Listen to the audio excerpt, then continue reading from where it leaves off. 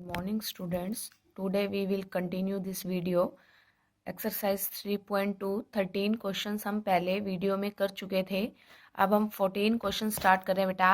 14 question में हमारे पास क्या है. फर्स्ट जो मैट्रिक्स दे रखी है 5 -1 6 7. सेकेंड मैट्रिक्स में 2 1 3 4 not equal to. Next 2 1 3 4 and 5 -1 6 7. हमें दो मैट्रिक्स लेफ्ट साइड में दे रखी है और दो मैट्रिक्स राइट साइड में दे रखी है 2 × 2 ऑर्डर की. दोनों ही मैट्रिक्स ये कह रहे हैं कि ये इक्वल नहीं होंगी, not equal to. Matrix multiplication बेटा मैंने आपको करनी सिखाई है. क्या बताया था मैट्रिक्स मल्टीप्लिकेशन में कि फर्स्ट रो की मल्टीप्लाई करते हैं हम फर्स्ट कॉलम से, फर्स्ट रो की फर्स्ट कॉलम से मल्टीप्लाई, इसी तरह फर्स्ट रो की सेकंड कॉलम से मल्टीप्लाई, फिर सेकंड रो की फर्स्ट कॉलम से, सेकंड रो की सेकंड कॉलम से. सेम प्रोसीजर आप राइट साइड में करोगे. लेफ्ट साइड और राइट साइड आपकी इक्वल नहीं आनी चाहिए. अगर आपकी इक्वल आती है दैट मीन्स आपका क्वेश्चन रॉन्ग है. क्लियर. फिर है हमारे पास क्वेश्चन नंबर 15 जो कि मोस्ट इंपॉर्टेंट क्वेश्चन है हमारा. फाइंड a² -5a प्लस में 6i if a is equal to. आपके पास गिवन मैट्रिक्स दे रखे 3 × 3 ऑर्डर की. हमें क्या फाइंड करना है. सबसे पहले a². हमारे पास मैट्रिक्स तो a है गिवन. a² का मतलब a into A matrix given है. इसकी a के साथ ही मैट्रिक्स मल्टीप्लीकेशन करनी है. फर्स्ट रो की फर्स्ट कॉलम से, फर्स्ट रो की सेकंड कॉलम से, फर्स्ट रो की थर्ड कॉलम से, इसी तरह सेकंड रो की फर्स्ट कॉलम से, सेकंड रो की सेकंड कॉलम से, सेकंड रो की थर्ड कॉलम से, फिर इसी तरह थर्ड रो की फर्स्ट कॉलम से, थर्ड रो की सेकंड कॉलम से और थर्ड रो की थर्ड कॉलम से. मल्टीप्लिकेशन करने के बाद हमारे पास क्या आ जाती है मल्टीप्लाई. a² क्या आ जाता है हमारे पास 5 -1 2 9 -2 5 0 -1 -2. ये हमारे पास वैल्यू आ गई a² की. बट हमें फाइंड करना है a² -5a प्लस में 6i. यहाँ हमने a² की वैल्यू रख दी, -5 इंटू a की वैल्यू हो गई, प्लस में 6 आई मतलब I3. क्योंकि मैंने जब आपको आइडेंटिटी मैट्रिक्स के बारे में बताया था तब उसमें क्या था, आइडेंटिटी मैट्रिक्स हमारी डिपेंड करेगी गिवन मैट्रिक्स के ऊपर.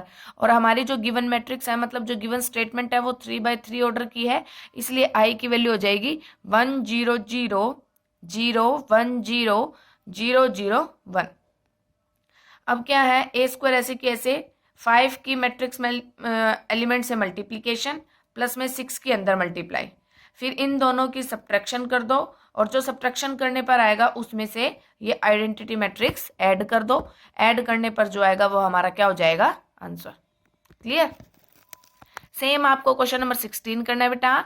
इस क्वेश्चन को ध्यान से करना, इंपॉर्टेंट क्वेश्चन है और बहुत बार एग्जाम्स में आते हैं ये क्वेश्चन. जहां डाउट होगा वहां मुझे बताना, बट अपने हाथों से इस क्वेश्चन को करने की ट्राई करना. फिर आता है हमारे पास नेक्स्ट क्वेश्चन, क्वेश्चन नंबर 17. क्या कहता है क्वेश्चन नंबर 17 हमारे पास. If a is equal to 3 4 -2 -2 and i is equal to 1 0 0 1 then find k that. आपको k की वैल्यू निकालनी है जबकि क्या दे रखा है a² is equal to k into a -2 into i. a² वही प्रोसीजर, इसमें 2/2 ऑर्डर की मैट्रिक्स है. a² a इंटू a, इन दोनों की आपस में मल्टीप्लाई करनी है. मल्टीप्लाई करने पर आ जाता है 1 4 -2 -4. फिर हमें फाइंड क्या करना है a² is equal to k into a -2 into i. a² की value is equal to k into a की वैल्यू -2 इंटू i की वैल्यू. k के अंदर एलिमेंट से मल्टीप्लाई, 2 के अंदर वाले एलिमेंट से मल्टीप्लाई, दोनों की सब्ट्रैक्शन दे रखी है. फर्स्ट एलिमेंट की फर्स्ट से सब्ट्रैक्ट, सेकंड की सेकंड से, थर्ड की थर्ड से और फोर्थ की फोर्थ से. फिर देखो लेफ्ट और राइट दोनों तरफ हमारे पास 2 × 2 ऑर्डर की मैट्रिक्स है और 2 × 2 ऑर्डर की मैट्रिक्स है. दैट मीन्स कोरस्पॉन्डिंग एलिमेंट्स आप इक्वल रख सकते हो. तो फर्स्ट एलिमेंट को फर्स्ट के इक्वल, सेकंड को सेकंड के इक्वल, थर्ड को थर्ड के इक्वल और फोर्थ को फोर्थ के इक्वल। आपको के की वैल्यू निकालनी है, आप किसी भी एलिमेंट से निकाल सकते हो, बट जो भी आप एलिमेंट लेते हो वो उसके कोरस्पॉन्डिंग होना चाहिए। मतलब अगर आप सेकंड लेते हो तो सेकंड को सेकंड के कोरस्पॉन्डिंग एलिमेंट्स के इक्वल रख के आप के की वैल्यू निकालोगे। ये नहीं कि एलिमेंट लेफ्ट साइड से तो 1 ले रहे हो और राइट साइड से आप सेकंड ले रहे हो, इससे आपका क्वेश्चन रॉन्ग हो जाएगा। क्लियर। फिर है हमारे पास question number 18, if a is equal to 0 tangent alpha by 2 minus tangent alpha by 2 0 and I is the identity matrix of order 2, then show that I plus a is equal to I minus a cos alpha sin alpha minus sin alpha cos alpha। Left side में पहले तो आई plus ए, आई मतलब identity matrix, plus ए की आपके पास given matrix है, दोनों को हमने ऐड कर दिया, हमारे पास ये मैट्रिक्स आ गई। अब हमारे क्वेश्चन में टेंजेंट की फॉर्म है, इसको थोड़ा सा छोटा करने के लिए मैंने टेंजेंट को पुट कर दिया, put tangent alpha by 2 is equal to T. फिर हमारे पास राइट साइड में कोस और साइन में भी डिजिट है, तो पुट मेरे पास डिजिट, मैंने पुट तो सिर्फ टेंजेंट को किया है, पर मैं कोस और साइन का यूज क्या करूंगी, तो कोस अल्फा का फॉर्मूला मैंने टेंजेंट की फॉर्म में यूज किया, 1 minus tangent square alpha by 2 divide 1 plus tangent square alpha by 2। इसी तरह साइन अल्फा का formula 2 tangent alpha by 2 divide में 1 plus tangent square alpha by 2। Left side में जब मैं टेंजेंट अल्फा बाय 2 की जगह टी रखती हूँ तो मेरे पास आ जाता है 1 माइनस टी, टी और 1। क्लियर।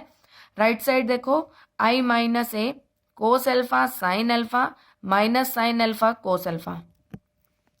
अब यहां पर हम आई की जगह 1 0 0 1 ए की वैल्यू रखेंगे, यहाँ से कोस अल्फा साइन अल्फा का जो अभी मैंने ऊपर फॉर्मूला बताया है, वहां जहां जहां कोस अल्फा है वहां कोस अल्फा का फॉर्मूला, जहां साइन अल्फा है वहां पर आपको साइन अल्फा का फॉर्मूला रखना है। क्लियर। फिर उससे नेक्स्ट आपको क्या करना है, यहाँ पर देखो जो आई माइनस ए था, हमने आई और ए को पहले तो माइनस किया, आई और ए को माइनस किया तो हमारे पास ये आ गया, और कोस साइन वाली वैल्यू आपकी एज इट इज। फिर हमने टेंजेंट अल्फा बाय 2 को टी पुट किया था, जहां जहां आपके पास टेंजेंट अल्फा बाय 2 है वहां वहां हमने क्या रख दिया, टी। ये बन गई 1 टी माइनस टी 1, और ये बन गया 1 minus T square divide 1 plus T square minus 2 T divide 1 plus T square minus 2 T divide 1 plus 2 T square और 1 माइनस टी स्क्वायर डिवाइड में 1 प्लस टी स्क्वायर। क्लियर। फिर अब देखो जो ये वाली साइड है इसमें डेनोमिनेटर पार्ट सभी का 1 प्लस टी स्क्वायर है, तो यहां से मैंने 1 अपॉन 1 प्लस टी स्क्वायर बाहर ले लिया, तो हमारे पास अंदर क्या बचा, 1 minus T square minus 2 T, फिर यहाँ पर 2 टी और 1 माइनस टी स्क्वायर। फिर ये वाला पार्ट मैंने बाहर ले लिया और जो अंदर बची इन दोनों की मैट्रिक्स मल्टीप्लाई की, मैट्रिक्स मल्टीप्लाई करते ही मेरे पास क्या बच जाता है, यहाँ पर 1 plus T square minus T into 1 plus T square, T into 1 plus T square 1 plus T square. 1 plus T square सभी से बाहर कॉमन, कॉमन आते वो कट जाएगा, क्या रह जाएगा 1 माइनस टी टी 1। टी को हमने पुट किया था टेंजेंट अल्फा बाय 2, वो हम पुट कर देंगे, हमारे पास लेफ्ट और राइट इक्वल आ जाएगी। क्लियर। नेक्स्ट जो क्वेश्चन है वो भी इंपॉर्टेंट है, क्या कहता है, a trust has ₹30,000 that must be invested in 2 different type of bond. एक ट्रस्ट है वो ₹30,000 इन्वेस्ट करती है 2 टाइप बॉन्ड में। फर्स्ट बॉन्ड है वो 5% इंटरेस्ट पे और सेकंड बॉन्ड 7% इंटरेस्ट पर। Using multiplication matrix, matrix multiplication का हमने यूज करना है। How to divide ₹30,000 among 2 type of bond. ये कहता है 30,000 रुपीज है उसको 2 टाइप में आपने 2 टाइप में बांटना है इसको, तो हमने 2 टाइप में डिवाइड कर दिया। एक तो हो गया हमारे पास x और एक हो गया 30,000 माइनस x। जो टोटल चीज है उसको हमने 2 पार्ट में डिवाइड किया, वो बन गई रो में। और जो बॉन्ड दे रखा है कि फर्स्ट टाइप बॉन्ड है वो उस पर 5% पर ईयर इंटरेस्ट लगता है, तो उसको कर दिया हमने 0.05, और सेकंड जो दे रखा है 7% वो आ गया 0.07।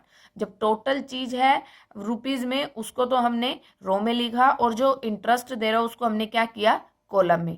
दोनों की क्या करनी है, मल्टीप्लीकेशन, और दोनों का इंटरेस्ट रेट क्या मिलता है पर ईयर का, ₹1800 और ₹2000। हम पहले ₹1800 जो दे रखा है उसका यूज करते हैं, ठीक है। इन दोनों की मल्टीप्लाई करनी है, इन दोनों की मल्टीप्लाई करने पर और इक्वल में क्या रखना है 1800। मल्टीप्लाई करने बाद हमारे पास क्या आ जाती है स्टेटमेंट, देखो ये आ गया हमारे पास माइनस के 5x प्लस में 2,10,000 माइनस 7x डिवाइड में 100 इज इक्वल टू 1800। इसी तरह आपको कैलकुलेशन को सोल्व करके x की वैल्यू निकालनी है 15,000। एक पार्ट था x और एक पार्ट था 30,000 माइनस x, तो एक वैल्यू 15,000 आ गई और यहाँ पर x की जगह रखेंगे तो दूसरी भी कितनी आ गई 15,000। इसका मतलब जब पर ईयर इंटरेस्ट 1800 है तो हमारा जो बॉन्ड है दो टाइप में इन्वेस्ट हो गया 15,000 और 15,000। ठीक है, सेम आपको सेकंड पार्ट करना है, 1800 की जगह आपको क्या रखना है 2000। नेक्स्ट 20 क्वेश्चन क्या कह रहा है, the book shop of a particular school has 10 dozen chemistry books, 8 dozen physics books and 10 dozen economics books. Their selling price, इनकी selling price दे रखे ₹80, ₹60, ₹40 each respectively. Total amount the bookshop will receive from selling all the books using matrix algebra, matrix multiplication. अब आपको तीन चीजों की books दे रखी है, जो बुक्स दे रखी हैं वो हम रो में मेंशन करेंगे और उनकी कॉस्ट जो दे रखी है वो हम कॉलम में मेंशन। ठीक है, जब भी मैट्रिक्स मल्टीप्लिकेशन कहता है तो एक चीज रो में और एक चीज कॉलम में होती है। अब यहां से देखो पहली जो बुक्स दे रखे हैं वो रो में a is equal to 10 dozen books हैं तो 120, 8 डजन कौन सी फिजिक्स बुक्स हैं 96 और 10 डजन इकोनॉमिक्स बुक्स है तो 120। दैट मीन्स एक मैट्रिक्स तो हमारे पास ये बन गई 1x3 ऑर्डर की, जिसमें एक रो है और 3 कॉलम है। इसी तरह इनकी कॉस्ट दे रखी है ₹80, ₹60, ₹40, तो इसमें 3 रो हो गई और एक कॉलम, दोनों की मल्टीप्लाई करेंगे, मल्टीप्लाई करने पर ये हमारा आंसर आ गया। क्लियर। फिर नेक्स्ट जो क्वेश्चन है, assume x, y, z, w and p are matrices of order, इनके ऑर्डर दे रखे हैं 2x n, 3x k, 2x p, n×3 and p×k respectively. Now अब हम क्वेश्चन 21 और 22 जो ऑप्शनल है वो शुरू करते हैं।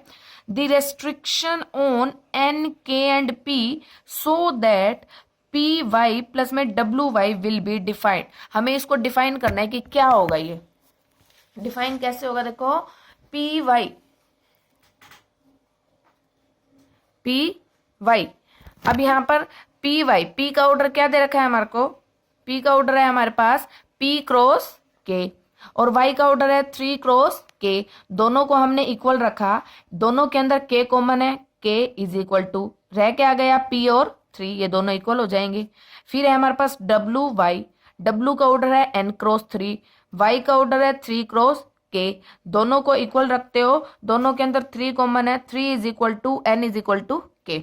अब देखो k इज इक्वल टू 3, इधर भी है k is equal to 3, that means k is equal to तो 3 हो गया और क्या रह गया n is equal to p, तो ये हमारे पास आंसर हो गया। Same as it is question number 22 है। क्लियर। यहां हमारी कंप्लीट हो गई एक्सरसाइज 3.2। नेक्स्ट वीडियो में हम बेसिक कंसेप्ट्स ऑफ एक्सरसाइज 3 के क्लियर करेंगे और एक्सरसाइज 3 को कंप्लीट करेंगे। बेटा एनी डाउट्स हो वो आप मेरे से जूम क्लासेस पर क्लियर करोगे। Thank you.